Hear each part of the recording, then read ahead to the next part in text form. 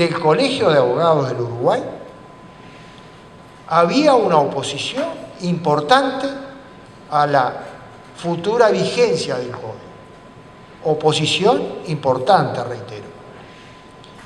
Por suerte, los que estábamos allí, que defendíamos el futuro código, fuimos mayoría y en definitiva el Colegio de Abogados apoyó la iniciativa. Pero eso nos obligó a ir a todos los colegios de abogados del interior a informarles de cuál era el nuevo sistema.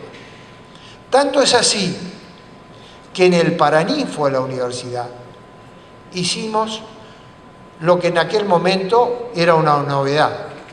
Hicimos una película inventada respecto de cómo iba a funcionar el nuevo proceso. Trajimos un caso de la práctica, me acuerdo era un accidente que había ocurrido en Punta del Este, donde el magistrado presidente de la Corte estuvo. Había ocurrido de que, ustedes deben conocer las motos de agua, esa moto de agua conducida, iba el padre manejándola, el hijo iba en unos esquís atrás, se acercó demasiado a la orilla, embistió a una persona y el juicio versó sobre lo que debería haber ocurrido en un juicio real inventado. Entonces allí estaban un tribunal, estaba una parte actora, una parte demandada, estaban los testigos, estaban los peritos, y de esa forma el Servicio Oficial de Radiodifusión filmó la película y después la difundió. Con eso logramos que el común de la gente entendiera cómo iba a funcionar el nuevo sistema. Quiere decir que cuando el nuevo sistema se empezó a aplicar en la práctica, la gente verdaderamente entendió cómo iba a funcionar.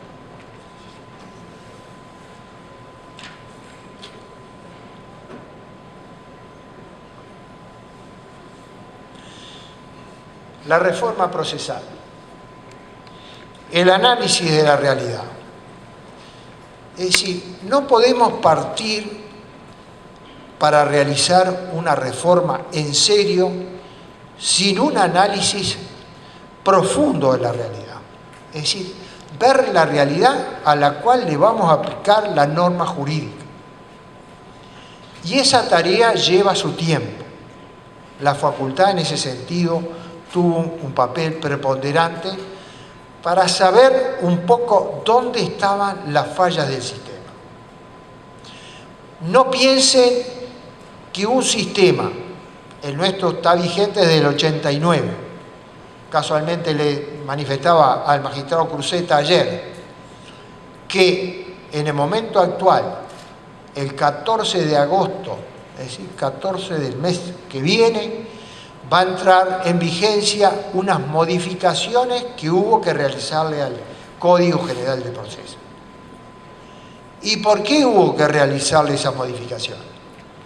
Porque sencillamente la realidad indica que toda obra humana no es perfecta, que hay que irla amoldando a la realidad. Y para dar un pantallazo nada más de las modificaciones, si a alguien le interesa, traje las modificaciones, tengo el diario oficial por allí, se las puedo dejar. Fundamentalmente, las modificaciones versan sobre el proceso de ejecución. Ahí teníamos 2 o 3 cosas que fue necesario modificar para llevar al proceso de ejecución a que verdaderamente funcione en la realidad con la rapidez necesaria.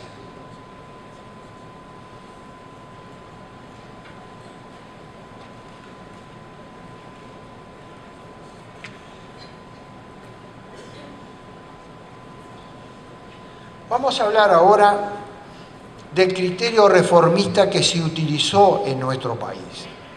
Ahí había 2 tendencias. O si se hacía una reforma gradual o si se iba a una reforma total del proceso civil. y en definitiva se optó por ir a la reforma total, porque se partió del supuesto de que si se mezcla proceso escrito con proceso oral, prácticamente en la escritura se come a la realidad, a la oralidad. De todas maneras, nuestro sistema, si bien tiene audiencias, también utiliza la escritura. Y así tenemos escrita la demanda y la contestación, luego vienen las audiencias. También los recursos se plantean, algunos en forma oral y otros en forma escrita. Pero fíjense que una de las cosas importantes a tomar en cuenta en una reforma, y traigo aquí a colación lo que está ocurriendo en Ecuador, donde estuvimos hace poco también con el magistrado Cruzeta, y lo que ocurrió en Chile. Es muy importante tener en cuenta todo el tema de la gestión del Poder Judicial. Y en ese sentido, los chilenos y los ecuatorianos han utilizado a expertos en gestión, porque muchas veces le echamos la culpa de los atrasos a los códigos procesales, y la responsabilidad no es de los códigos, sino que es de la gestión de los tribunales. Entonces, un experto en gestión no puede decir dónde están los atascos, dónde se producen las demoras en el proceso, y a eso tenemos que apuntar para superar las dificultades.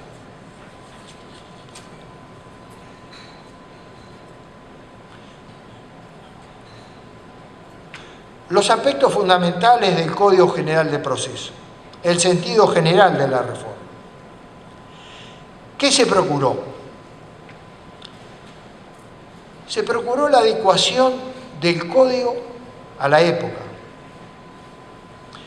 Se procuró que las estructuras, siguiendo el lema de Couture era sencillez, probidad y eficacia.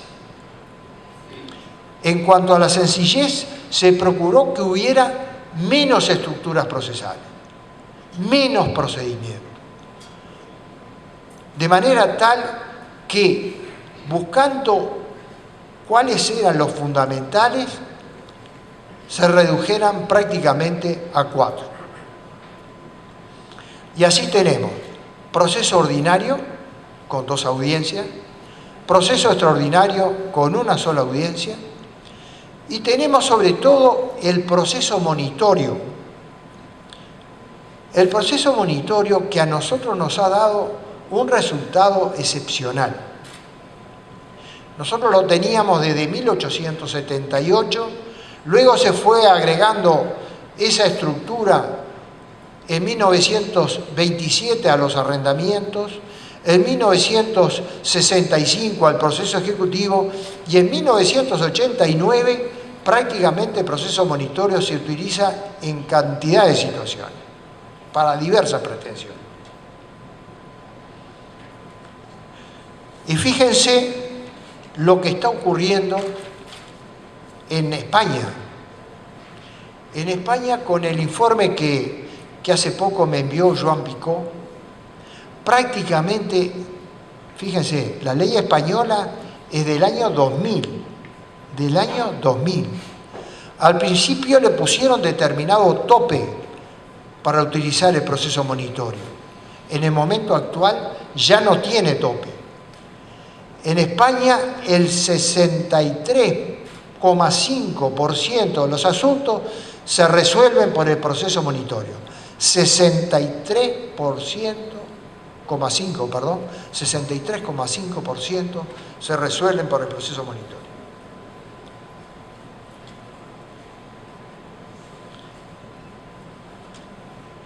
El rol de la magistratura en el nuevo código. El juez director del proceso. Ustedes recuerdan que Calamandrei hablaba de las buenas relaciones entre jueces y abogados. Es algo que hay que fomentar, en un proceso por audiencias, en el cual se produce la inmediación entre el juez, las partes, los testigos, la prueba, los peritos. A veces esas relaciones entre jueces y abogados llegan a un cierto nivel de tensión. Todos los que ejercemos la profesión sabemos que hay momentos de tensión entre jueces y abogados. Entonces, es conveniente que tanto los colegios de abogados como las escuelas judiciales o centros de estudios judiciales, como se llama en nuestro país, como la Suprema Corte de Justicia, propicien reuniones entre jueces y abogados de manera de mantener esas buenas relaciones.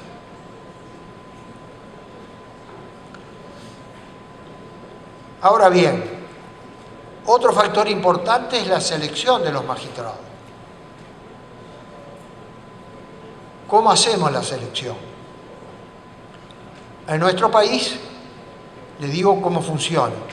En nuestro país hay un llamado, normalmente anual, a veces se ha ido a 2 años, un llamado público con determinadas características.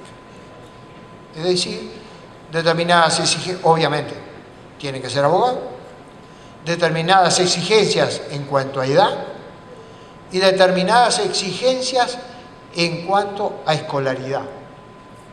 Con lo cual ya se produce un primer filtro.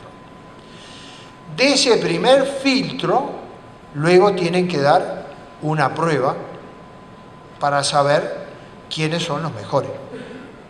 Normalmente las vacantes en nuestro país se producen en cantidades limitadas. Entonces, hay que reducir la plantilla, bueno, a los que pueden acceder a la magistratura. A medida que se van produciendo las vacantes, esos seleccionados van ingresando al Poder Judicial. Por ahí en el trabajo que envié, yo digo que de alguna manera quien fue seleccionado en el ingreso por concurso, que en definitiva fueron sus méritos lo que llevó a acceder a un cargo en la magistratura, eso va a ser una enorme garantía de independencia e imparcialidad. Si a eso le agregamos de que, en nuestro país por lo menos, los ascensos se van produciendo, hay una comisión designada por la Suprema Corte de Justicia, que en algún momento integré en representación de la Facultad de Derecho, que de alguna manera se encarga de determinar quiénes son los mejores jueces para ascender, indudablemente la independencia y la imparcialidad está garantizada.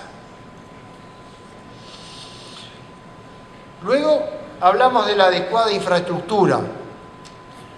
Todos los jueces son seres humanos, como cualquiera de nosotros. Pueden atender un número limitado de asuntos. Entonces tiene que haber el número de jueces suficiente como para atender esos asuntos. En nuestro país, la última estadística que tengo es del año 2011. Había 488 jueces en todo el país. Un juez cada 6.641 habitantes. Y por cada magistrado se iniciaron 487 asuntos, lo cual, en mi opinión, es muy razonable. La formación de los abogados. Bueno, aquí ya he señalado la importancia del rol de las facultades, tanto en el grado como en el posgrado, de los colegios de abogados, tanto en la capital de la República como en el interior del país.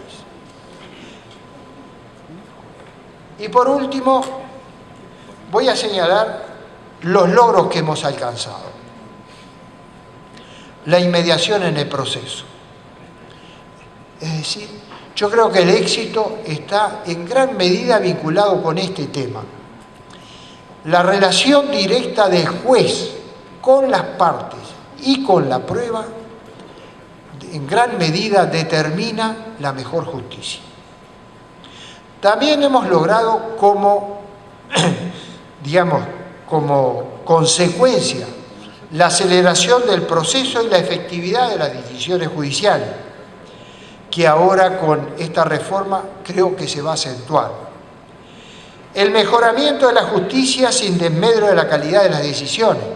Uno podría suponer que la aceleración del proceso iría en desmedro de la justicia. En la revista uruguaya de Derecho Procesal hacemos el estudio de las sentencias y las publicamos anualmente. Prácticamente se ha mantenido el nivel de calidad de las decisiones judiciales, lo cual significa que la aceleración no va en desmedro de la calidad. Y la justicia ha adquirido un rostro más humano. Es decir, uno lo ve en la práctica. Yo que de alguna manera voy a las audiencias, estoy con mis clientes en las audiencias, ellos ven cómo actúan los abogados de las partes, cómo actúa el juez, y se dan cuenta, y esto va para los abogados, se dan cuenta si el abogado le está defendiendo bien su causa o no se la está defendiendo bien. El contacto ese directo entre el juez, las partes, los abogados, es muy importante.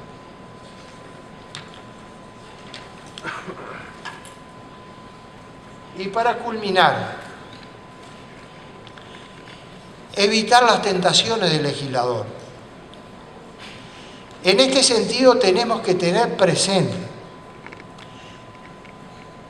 que el código es como un reloj, como una maquinaria de relojería, que sus piezas tienen que funcionar en forma adecuada.